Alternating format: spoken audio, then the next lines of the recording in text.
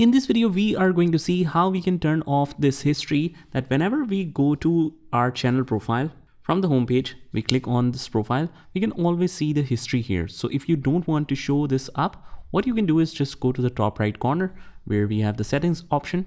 And here we will just select this manage all history. Just click here and it says saving your YouTube history.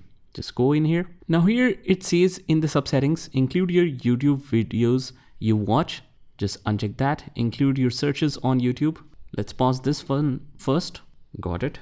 And let's disable this second option to disable all of our searches on YouTube.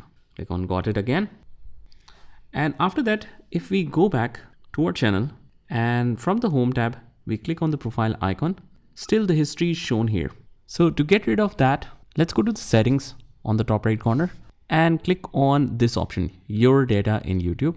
And if we scroll down again, we can see some of the recent videos that we have seen on YouTube. So if we scroll down, the recent search history is shown right here. But if you want to manage this all together, just click on manage your YouTube search history.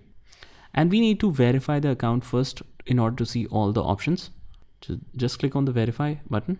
And once the profile is verified, you will see all of your history here. And on the top, we also have the option to delete. Just click on this delete option.